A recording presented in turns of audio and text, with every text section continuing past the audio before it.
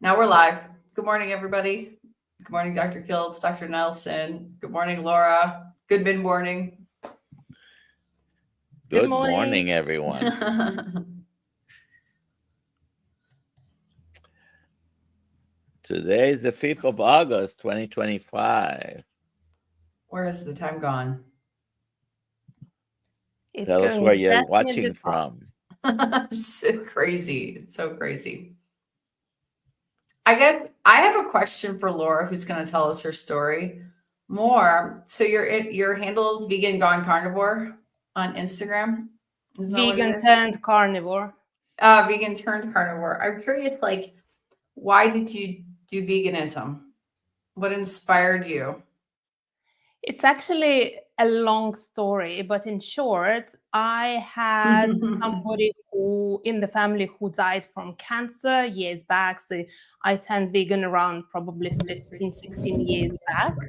Oh, wow. And that made me look a little bit more what I'm doing with my body. I read the book that was the China study, and that of course heavily goes on all the meat products. And I thought, okay, I will be vegan because I will save animals in this way. I will be more spiritual. I will be healthier. But that turned to be a disaster in all the ways. So after being 5 years vegan, where I was also 8 months raw vegan, so I ate basically mostly only fruits and a little bit of vegetables, I started to suffer even from more digestion issues. Even my mental health went drastically down. My eating disorders became even worse. And brain fog, itchy skin, eczema, joint pain, and so much more. So yeah, that's how I slowly with years, not that I went from vegan being carnivore, but the time I have transitioned. And before doing that, this time, because becoming vegan, I just read the China study and that's it. I wasn't looking too much into it. Now, it took me probably a year or so watching so many videos on YouTube, watching Anthony Chaffee, Dr. Kiltz, and other names we know in the industry before I decided to try it out. Nice. Are we poisoned and propagandized by plants, essentially? Make us think, oh, we're good for you. Eat us. Well, I respect everyone's decision what they want to eat. I know that for me personally, plants does not work, and I know why. So I know everything about oxalates, lectins, and all the toxins that are in plants. Now, if your choice is to continue eating them, it's your choice. But that they do have the harmful parts in them, that's also true. What poisons are in meat? I don't know any. Well, if it's a good quality meat, of course. There are places where the meat could be full of antibiotics, full of who takes more antibiotics than any other organism in the universe? Humans, of course. Humans. So we're worried about something that we're taking more of anyway, which is kind of very interesting, isn't it, Laura? Like, but isn't it truly? I mean, is it propaganda that we're listening to, marketing to keep us weak in meat potentially? Oh yeah, definitely. I haven't been trusting what we are told for many years. That brought me to research my own way to go to health, because every industry is a business first of all. They need to make money. They need to make profits. And I have worked in sales all my life, so I know how it works. Every single industry, doesn't matter, pharmaceuticals, food industries, they do have targets. Do you really think that they will be selling something that is good for us or good for their pockets? I believe it will be more for the pocket of the industry than for our own health. And like once I started looking into what goes in all the foods, how they are specifically engineered to make us addictive to those foods. And I thought I was struggling all my life from, eating disorders, food addiction. And now I know, like, I have never craved for meat. I have never craved for fish. Yeah, I could crave for cheese because there are other things in cheese that makes us want it, right? Because the little cow needs to want food to grow. So that does the same thing in our body. But ultra-processed food is all specifically engineered to make us addicted, to make us want it more and more and more. And I'm of those people that I can't moderate. If I have a pack of biscuits, I can't eat just one. I will eat all a pack and then I will be looking for another package. Because like those things, if I eat them, I crave for them. I wonder if this whole eating addiction, food addiction thing is just a lie. Does that, not a lie. I don't know what I'm trying to say. I think it's manufactured because people make it. So I don't think we're addicted. What do you think, Dr. Nelson? What am I trying to say here? I don't think the addiction is real. I think that these things, yes, like you said, we're not addicted to beef. We're not addicted to bacon. We love those foods when we eat them and we feel better. So how am I trying to say this? I don't know what I'm trying to say. I think addiction is manufactured by the people that want us to be addicted to those foods. There you go. That's what I'm trying to say. It's not natural to the human, I think. I could be wrong, though, and I'm willing to listen to anybody else's opinions on what I'm trying to say here. I believe that is everything put it together. So our environment, how much stress we have, first of all, how easy or hard is our life, how poisoned is our environment, because everything comes in consideration. The air we breathe, the water we drink, the foods we eat.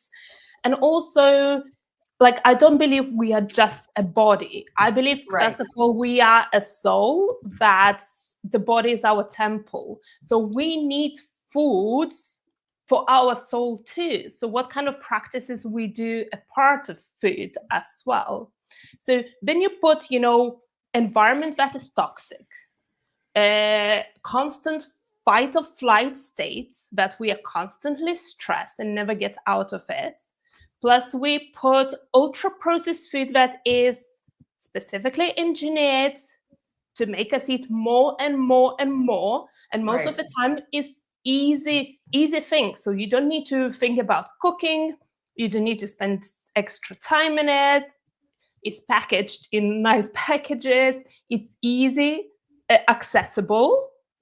And then we put all those things together. That's where addiction comes. It doesn't come just because of food. I think that our emotions and our feelings make a massive influence into the addiction as well. Sure. Yeah, that makes sense. I'm curious. How long have you been carnivore now? I'm sorry. How long have you been carnivore now? It's over 2 years now. 2 years. Yay! Wow.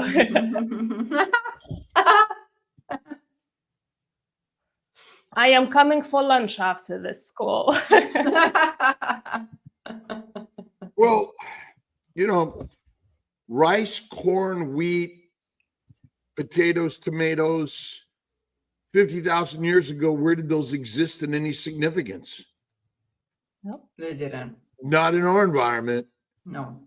And in the interesting part, is sort of we ship all this stuff around the globe, but ultimately, we're kind of ancient nomads. We followed the herds, imagine, and we ate the rare to raw fatty meat? I mean, now we're all afraid of fat. What other animal wants to be skinny?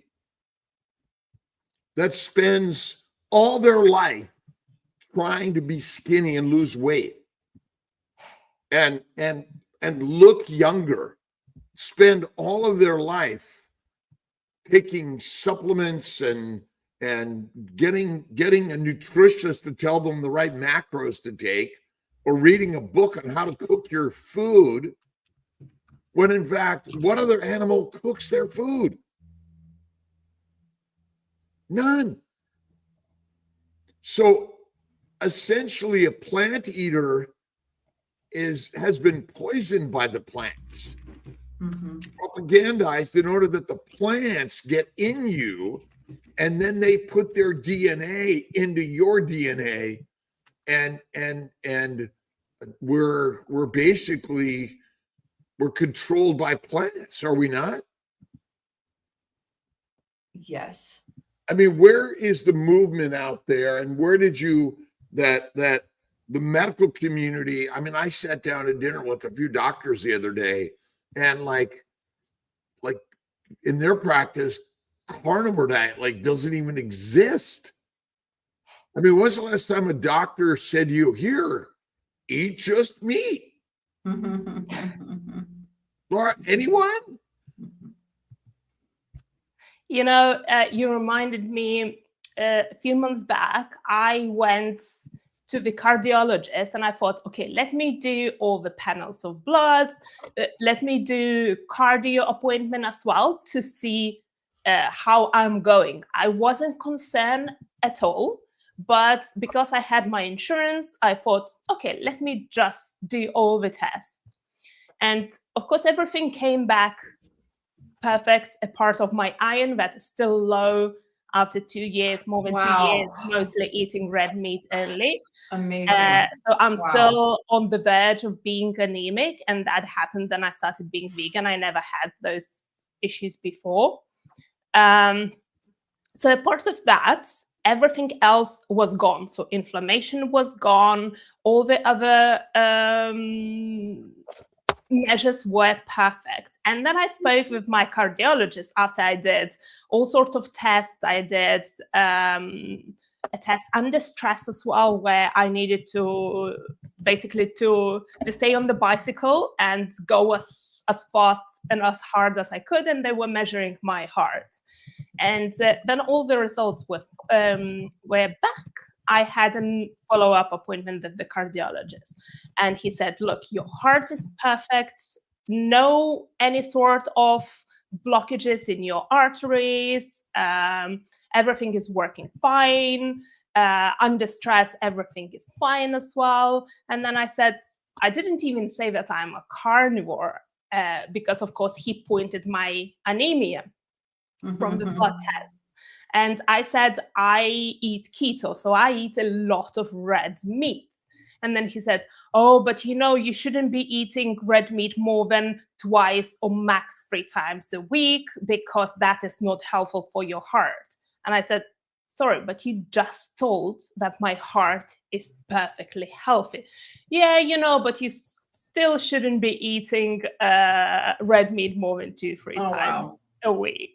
And I just said, okay, there is pointless to tell anything else. And I said, okay, thank you for your advice. But I think what I'm doing is working for me personally. And that's it. Are humans all different?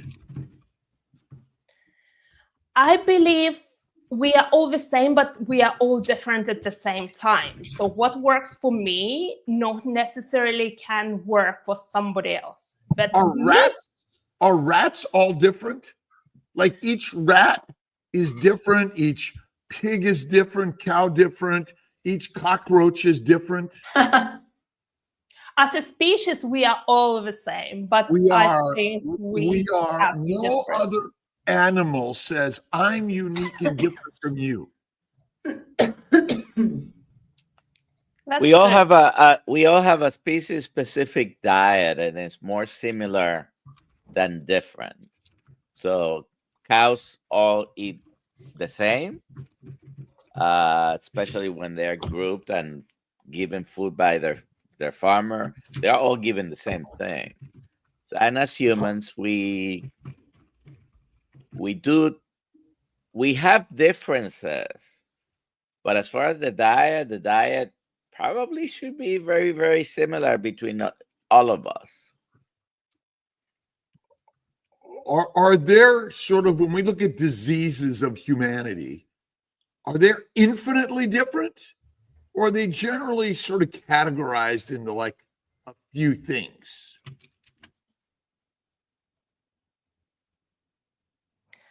I guess we get the same diseases, all of us. Who less, who more evolved, who less, who is traitable, who is not. But yeah, the diseases, I guess, even in animals, they are all the same. Look with domesticated animals. Most of the time, like in nature, it's rare that an animal gets sick. But how many dogs and cats, they get cancers nowadays? Like it's very common. I had 2 dogs in my life dying from cancer, both at 6 years old. Well, dogs and cats evolved from wolves and lions, essentially, right? And wolves and lions in general, are they massive plant eaters or people eaters? People eaters, definitely. People eaters. and so we've with the propaganda, we're all unique and different. BS. No other animal has a unique name and number for every other animal, organism, cockroach, right? I mean, ultimately, the bugs, they own this. The little microbes, parasites, bacteria, yeast, and viruses. I mean, their job is to make us into edible food for other fertilizer for other organisms. And so we made non-species specific food. And ultimately, and then Dr. Nelson, maybe you could throw this out again, addiction. If someone's addicted to something, would you say our consumption of that addictive substance is good for us or bad for us? Well, 99% of the time is really bad for us.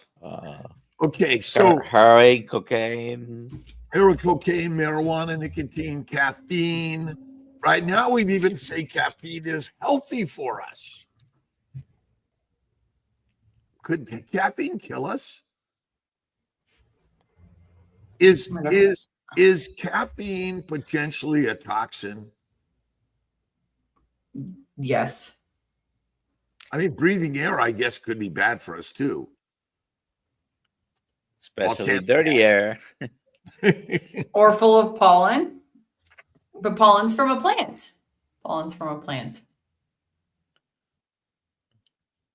So what's your mission, Laura? What got you onto social media, sharing your story, your unique and different story as a poison by plant eater? It's actually, I think today or tomorrow that it's 2 years that I started my Instagram account. And I started it for the reason, not that I thought it will grow massively as it did. I started it to have a possibility to talk what I am doing so I can step back and I will be more motivated myself. Because this journey, especially in the beginning, it wasn't easy. Then I started carnivore the first 2-3 weeks. I was feeling horrible. So I was feeling no energy whatsoever. I was nauseous. I had headaches. I had all sorts of symptoms. That was all the oxalates and all the carbs going out of my body. Have you seen an oxalate out of your body? I was having like very strange thing with my eyes. So it was like all the time like crystals and sand forming in the beginning in my eyes, and they were so dry. So that might be one of the symptoms of oxalates leaving my body. But then few months down the road, it was gone. Might be. Yeah. So I particularly didn't suffer from like a lot of other symptoms that other people suffers, but the first 2-3 weeks were not that nice. And then suddenly something happened, and from one day to another, everything twisted, and I started feeling so amazing. And the reason why I started Carnivore was for SIBO. And my sister, she is a nutritionist doctor, and she told me, or you go on the antibiotics that most likely are not going to help you. What is SIBO? So SIBO is small intestine bacteria overgrowth. So I came to the point that whatever I was eating was massively disturbing my digestion. So I was having massive cramp all the time, massive bloating. I was having very strong acid reflux, so I wouldn't be able to sleep as well. And then I did some tests, and that came out positive. And my sister said, or you go on Carnivore for 30 days and you take natural supplements that I'm going to give you, or you go on antibiotics that most likely are not going to help you in any way. So she convinced me, and the convincing was in any way. It was way longer than that. So for roughly 2 years, she was trying to convince me that I need to reintroduce meat into my diet, knowing how I was suffering from different health issues. And coming back to my Instagram, because I wanted something that would motivate me and will keep me accountable, that's how my Instagram account has started. Not from the beginning, but a few months down the road, because I turned carnivore in June and my account was opened in August. And I was just sharing what I'm doing, what I'm eating, how much I'm eating, what is helping, what is not helping. And after the first 30 days that I decided to go carnivore, I understand that I want to do 100 days. And during those 100 days, I understood that it needs to be my lifestyle. And the main reason, because all my life I suffered from suicidal depression. And one day I woke up, one morning I woke up and I understood, oh, I'm not thinking anymore how to end my day today. And I am excited. I am willing to, to live this day and see what this day will bring to me. So that is my biggest motivator. Yes, my digestion issues are gone, my joint pain, chronic fatigue, eczema, and other things are gone too. But my biggest motivator is my depression that is gone. And for the first time in my life, I feel like a human being. And that is the most important thing to me. Because let's be real, carnivore, it doesn't make your life, it makes your life easier, but it doesn't prevent things happening. We still can be stressed. We still can have occasions where it's not very easy to deal with, but then you are in a stable mindset and stable moods because you nourish your brain and your body. It becomes easier to deal with whatever comes to you.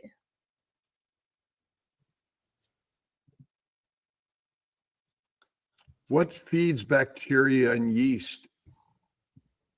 Oh, mostly sugars, vegetables, carbs, Plants, yeah. proteins. Yeah.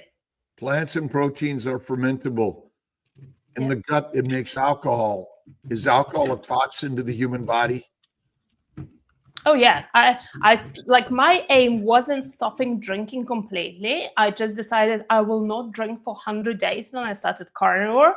But then those 100 days passed. It was my birthday and I was celebrating with a dinner and a few friends at home. And I poured myself into the glass some Prosecco or whatever it was, and I just smelled and I already didn't like it. So basically, I just wet my lips, and that was so disgusting that I said, no, it's no chance I'm gonna continue drinking, because now I don't like it anymore. I was never a big drinker in any way. I would have a drink and then maybe 2 months down the road, I wouldn't have any at all. Now even the smell smells toxic to me. So I read a little bit more about it. I listened to more podcasts about it, because it's a toxin. It's a neurotoxin. So why should I damage my brain purposely with something that doesn't give me anything good?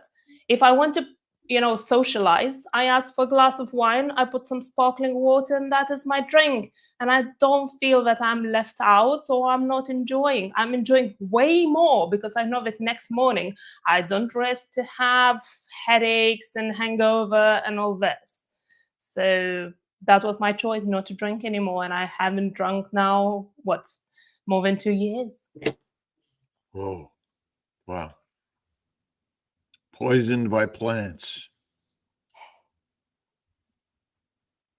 And protein. How about the rest of the family? Rest of my family is quite supportive, because of course I do have a sister who is a nutritionist, and she works with carnivore and keto diets with her patients as well. I am the longest who has stayed more than 2 years on carnivore, because some of her patients, when they sorted out what they needed to sort out, they reintroduced some things back. And I can talk about that when I try to do something to introduce what happened to me as well, because I always wanted to do this test. So yeah, I know that then whenever I go to visit my family, there will be always food for me. So my sister, she's not a carnivore, but she eats heavily animal-based diets, and ultra-processed food has never been really massive in my house. So I don't remember myself drinking sodas when I was growing up. I don't remember really eating cereals and all other things. Like, the food was cooked in my house. So I think I'm quite lucky from that point of view. And because all my life I was trying to lose weight, so I was always trying to eat healthy as well. And so many years I was going on salad leaves only and counting calories and over exercising massively, and my weight was still not changing. And I have never been obese, I have never really been overweight, I have always been normal. So, but one of my motivations also to go carnivore was not only SIBO, but because I saw so many people losing weight on it, and that motivated me. So now I haven't really lost a lot of weight with carnivore. I lost like 5 kilos only, but my body really reshaped. And I believe that weight is not only the food we eat, but it's also very, very connected with our emotions and feelings, because it's like a buffer, a protection from something else. It can be, some trauma stuck in your cells, feeling stuck in the cells. That's why I really promote, and I really did myself, things like breath work, energy healing, sound healing, because I think that we need to integrate more modalities, because carnivore, yes, it's a powerful tool, but I think it's not enough to have the perfect health. I think we need to work on our soul as well. What other animal seeks red light therapy, meditation, prayer, and existential experiences? Well, I think they do it in a way. They don't have a red light panel, but they always turn towards the sun. Look to the dog. The dog will always choose the side that is the most sunny. So probably we don't think that they are doing meditations and things that humans do, but I think they are naturally connected with the divine force, with the universe, with the earth, with the planet, and with everything that is happening around, with the energies. So they don't do it as we do, but I think we struggle because pay we came out infinite so amount of much. money on devices and XYZ in order to sort of find you must do this, right? Right. If you don't do this new health hack, right? And but ultimately eat meat. Oh yeah, that is That's the first thing. simplicity of this story, right? Eat meat. I mean, what poison? I'm just going to go back to this because I saw the story of the young person here who's got cancer. I mean, cancers are caused by plant protein, low-fat diet.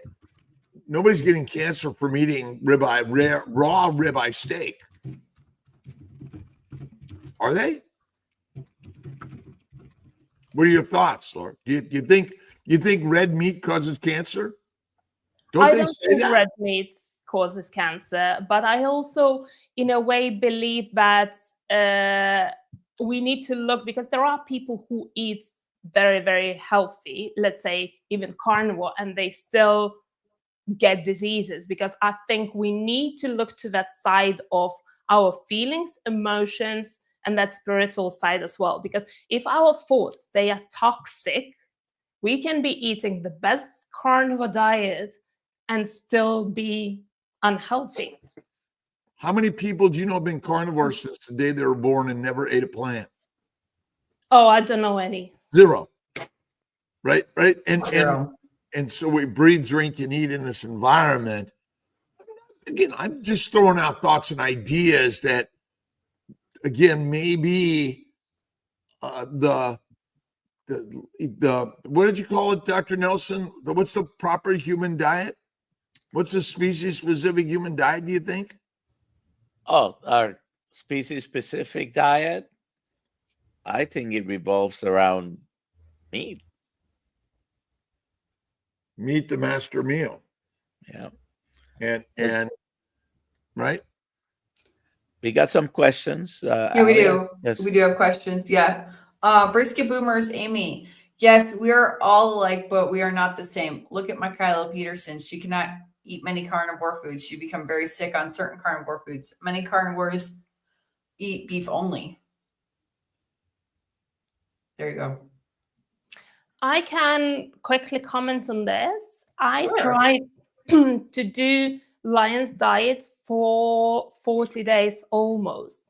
And I definitely know that I felt the best during those 40 days. But Wow. it wasn't sustainable for me. So I was craving for cheese. I was craving for other meats as well. And I think that what works best for me is find that balance between other meats and lion diet. So I try my diet to be heavily beef or lamb, but I know that I can't eat just beef. Or you could, because you just said you feel the best, but you choose not to. Yes, I choose not to. That's Right. correct. And cheese, think about all the things that didn't exist in nature until humans began to create them. Nature doesn't make cheese. It makes breast milk for a baby. No other adult animal consumes breast milk. That I Oh, can yeah, I see. totally agree on that. And Laura, I love cheese, by the way. Me too. Don't we all? Don't we all? It's my weakness. But right. what I do, time to time, I stop eating for a month or I stop eating for a week. I know that cheese is not the best for me, and I know that probably I shouldn't be eating it, but from another side, it's like my treat, like my desserts, or because I have eliminated so many things for my health. And I said, I leave cheese occasionally. So I have that satisfaction of eating cheese. But yes, it's a choice. Like, I don't need to eat it, but I choose to. We have There you another go. question here. Yeah, so this is from John, carnivore teacher. Question: animal fat is the most essential and healing nutrient for humans. Why do you think it's still demonized by mainstream medicine? And what will it take to flip the script for good? That's a great question. It Laura? is just you mentioned what your cardiologist told you, right? You know, oh, don't eat red meat; it's not good for your heart.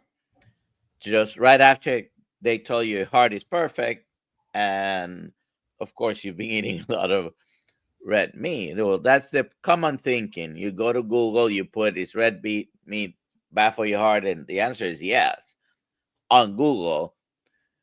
When the the studies that prove that are not very well designed studies. They have big holes, and so many people feel good on one side, and then the cholesterol theory, I don't know. I think it has, to my satisfaction, been debunked as the cause of heart disease. So could there be financial interest behind many of these things? Is science a truthful endeavor or a fruitful endeavor? Fruitful. Financial, power, money. Sorry. It's all, I mean, no human being is out simply, well, I shouldn't say no human being, but there's a need for gain, power, money. And ultimately, why would something your body makes naturally cause it to be sick? And do cardiologists exist 200 years ago? Doubtful. No.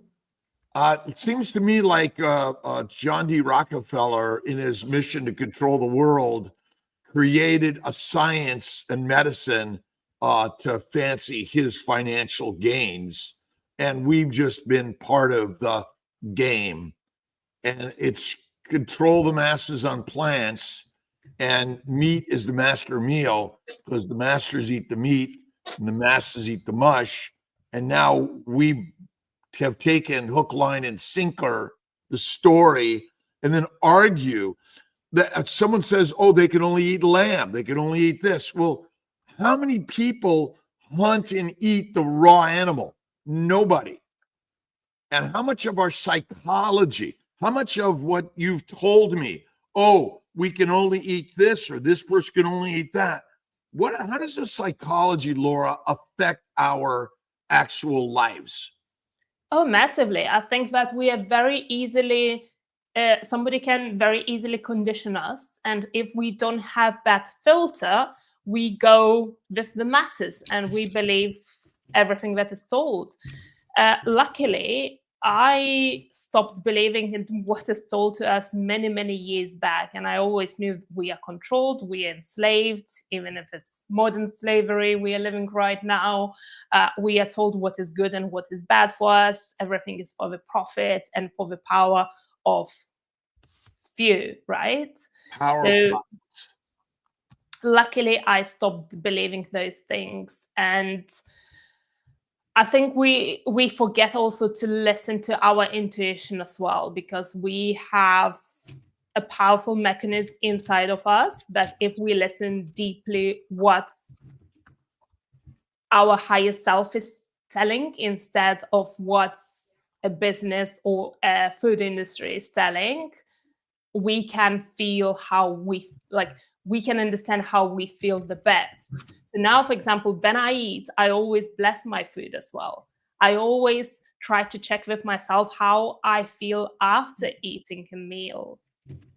And when I was eating everything, most of the times I finish eating and half an hour later, I am lacking the energy. My cramping starts, my bloating starts and everything. that is not feeling well, you can understand that something is not going right. With the carnivore, I have never had those symptoms of those issues.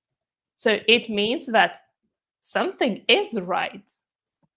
And if somebody is telling me, oh, you should be eating vegetables because they are good for you, well, they are not good for me, because I know I tried to do a trial where I reintroduced white cabbage, cucumber, avocados, blueberries, raspberries, and strawberries. And suddenly I started craving all the sweet foods. Suddenly I started being bloated again. I started having headaches. I stopped falling asleep properly. So I haven't had any issues with sleeping my entire carnivore journey. And now, once I reintroduced it, not even daily, it was occasionally. And the first time, okay, my stomach is not used to it. But a couple of weeks down the road, I should be used to eat those things already. But it was a mistake, and I know that they are not working for me, and I am fully carnivore again. Are you unique and different to the poisons in plants? Oh no, I definitely believe by the and stand by the carnivore diet. I think that it is the species appropriate diet. Now, if somebody choose to eat vegetables and fruits like I choose to eat cheese, I think everybody has a choice to do whatever they want. I can just inspire and share with my story. That's And right. whoever is listening is just, or decides to try because of the curiosity, or decides not to try, is their own choice. But once you had struggled with your health for so long and you tried so many things, because I definitely tried. I tried therapy. I tried, going from one side, being vegan, to everything in between and becoming carnivore, and nothing worked. I was keto as well for almost a year before starting carnivore. And it didn't work. It didn't solve my health issues. And only when I removed all the other plant-based foods, I started noticing the difference. Papa Carnivore asks, what part of the world does Laura live? Oh, I live in UK, in London for now, but I really would like to move somewhere sunny by the beach. That is my plan. I love that. Florida, Florida is nice, Southern California, but I Arizona. think Oh, no, US not would be a Arizona. little bit difficult for me with documents, and but everything is possible, I guess. Oh, No. things are possible when you have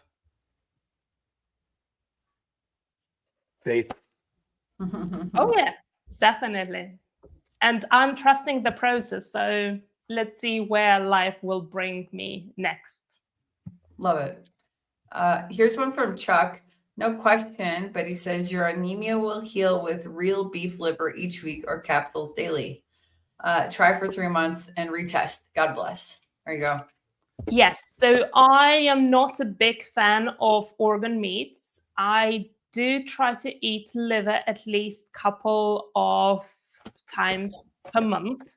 I do take some beef and organ capsules time to time as well.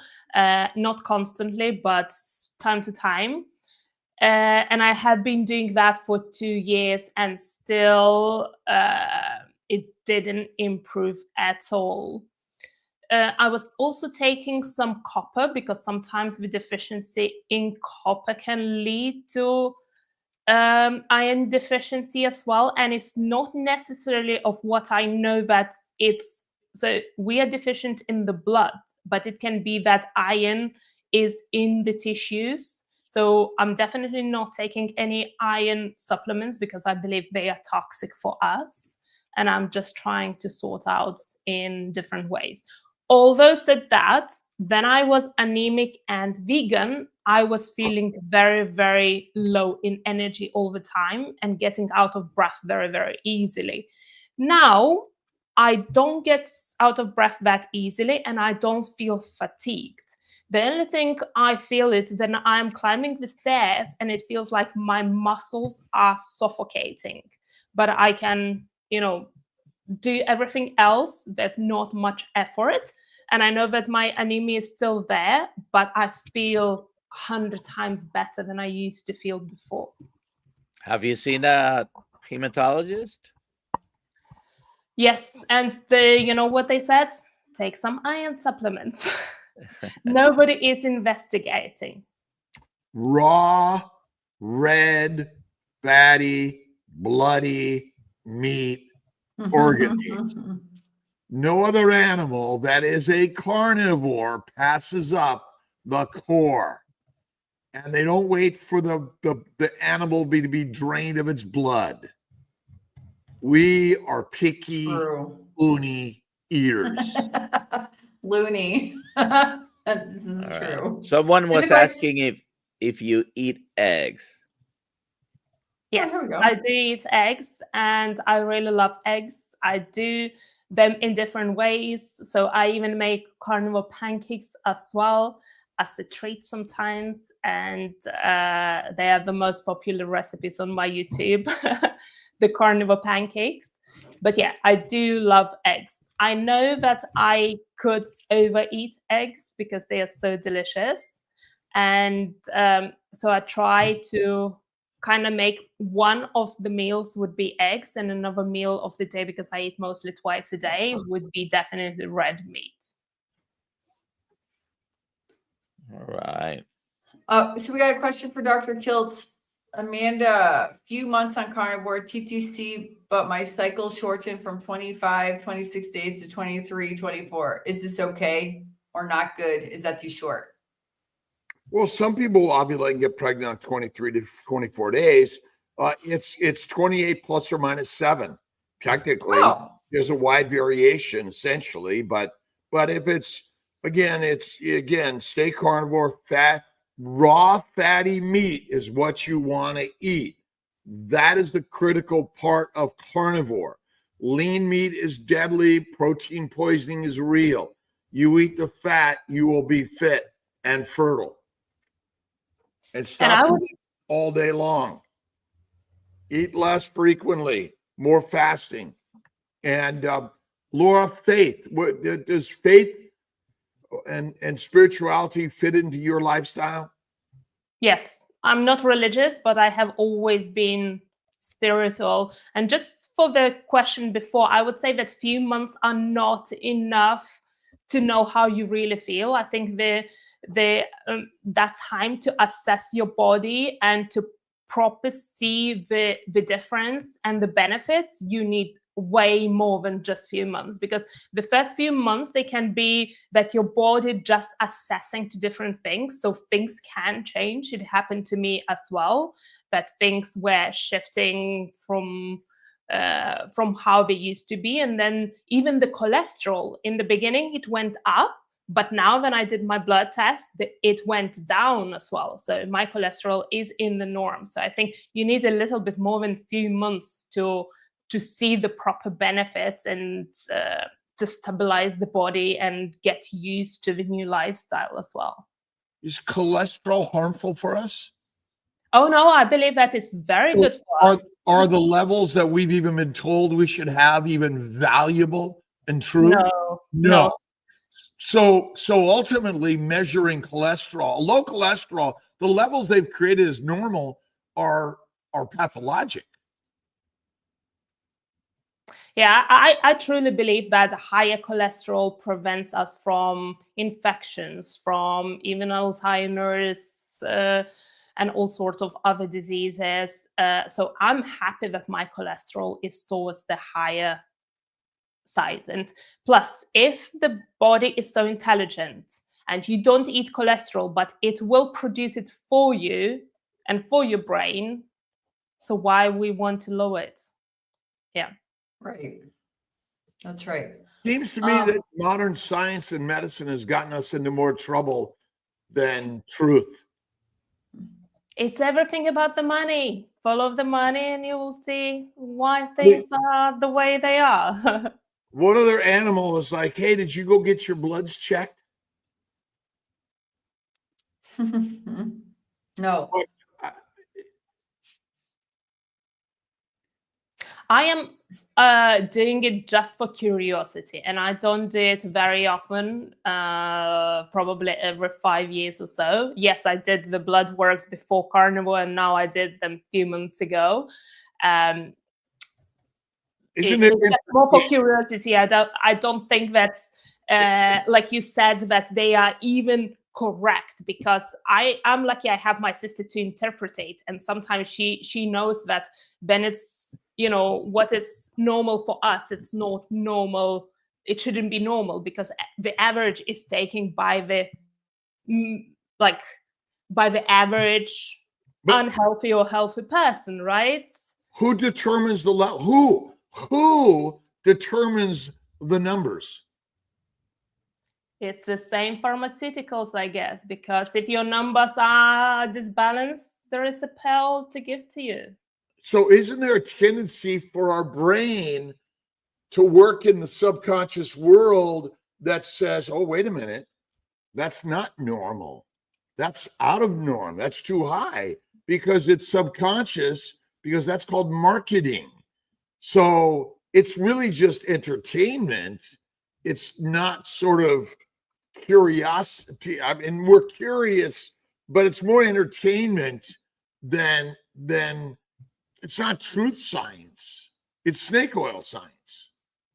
Oh yeah, I totally agree. And it's like I said, where you can follow the money and where you can give the pill, of course, they will adjust those parameters more and more and more, so more people can be, you know, hooked on the pill.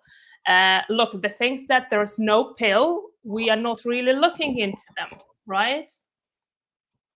You're right, Laura. Thank you. Like, for example, insulin resistance.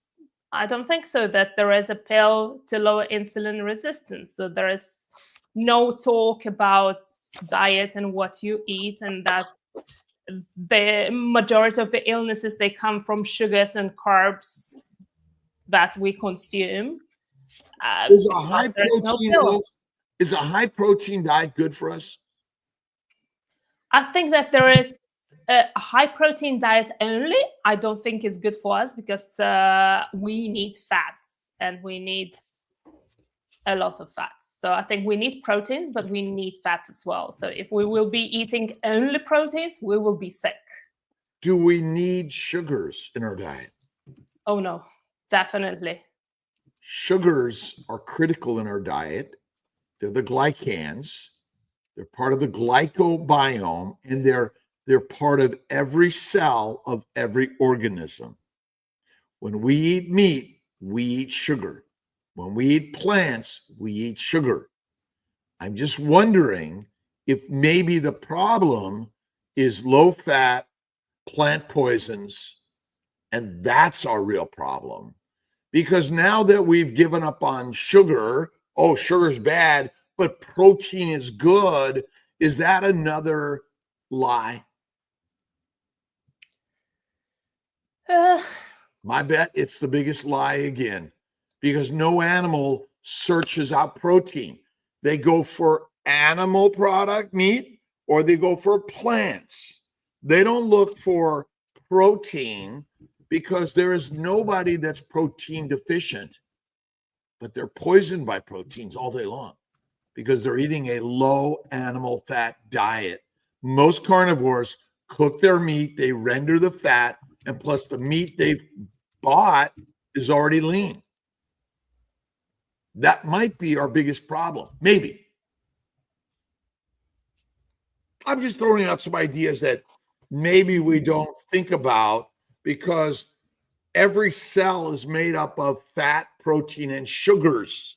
The glycobiome, the glycans, are critical for survival. And so this idea, when we use the word sugars, we shouldn't use them, or proteins, we shouldn't use them, or fats, because none of them really come isolated. They all come in a package, right? Animal, plants. Some ideas. I think a lot of people, they are misled as well because we don't study those things. We don't know how they work exactly. And they think, oh, but without sugar, we would die. We need sugar in our diet. But our body makes what we need. We don't need to eat it to have a perfect sugar levels. But I'm going to use this but one more time. All cells of all organisms contain sugars, proteins, fats. So in truth, plants you can eat, but the way and the frequency that we eat them is mostly poisonous, and the fact that we're not eating fat. Fat is raw animal fat, and most carnivores are not eating that. And that might be, I believe, the single leading problem for all of us is we're eating a low animal fat diet that's been rendered cooked. Pottinger's cats, someone asked about that on one of the platforms. Pottinger's cats, Pottenger's-S cats. And I don't know if you've looked at this, but it's pretty radical concepts and ideas. Let's see if we can get these questions quickly before. Okay, so this one is 2 years ago, my 23-year-old was diagnosed with blood cancer and celiac disease. Will need bone marrow transplant eventually. She's fit on keto diet. Does anyone know cases where blood cancer has been cured? Yes.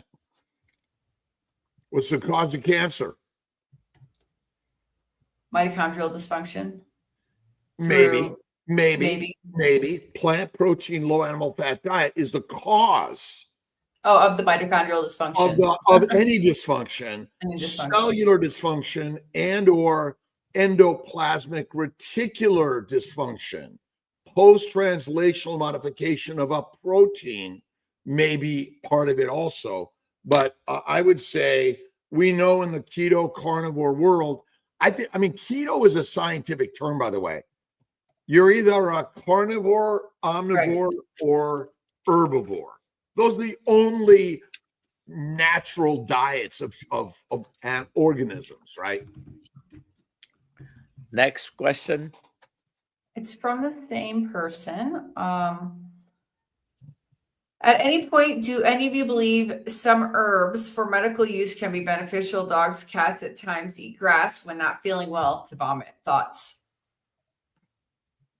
Yes. I can share from my own experience. Like if occasionally that happens very rarely, let's say I get a cold, I would use some garlic or some ginger or some lemon, and I treat them as medicinals. So I wouldn't be taking them every day. It's only in specific conditions when I need to detox my body quicker and just get out the thing, what is in my body basically out, because I don't take any drugs. I haven't, even before turning carnivore. I know how they could have severe side effects even by taking a painkiller for your headache. So I haven't been taking any pills for a long time. And I only do those herbs and other things that could be beneficial if I am ill. But I think if you are on an animal-based diet, it's very unlikely that you will get ill as well. Although what you breathe, drink, and eat often may contain the plant antigens or the microbial antigens or the toxins that are made from these other organisms that could adversely affect us in our lives. Giveaway. Go ahead. We're doing it. I'm doing it right now. Yep. We're getting a Kilts Cup today. Some lucky winners get in the Kilts Cup. Laura, do you travel to meetups around the globe? Have you been to the U.S.? Any meetups? I have been to the U.S., but I haven't been to any meetups yet. I have been to a few in London, but the London community is not that big. It's very hard to organize any meetings. But yeah, hopefully one day I can come and meet you all in real life to the US, because I do have a lot of Instagram friends in the community, and I think being surrounded by the people, or in real life, or just on the platform, is really helpful, because you just feel not alone and not left out. So you can always, if you have any questions or if you struggle, I think you can always reach out to somebody, and that somebody will get back to you and support you in your journey as well. Cool. Congratulations, good, Laura. Broken Carnivore. Email me, ali@drkilts.com, and we will get you a Kilts cup.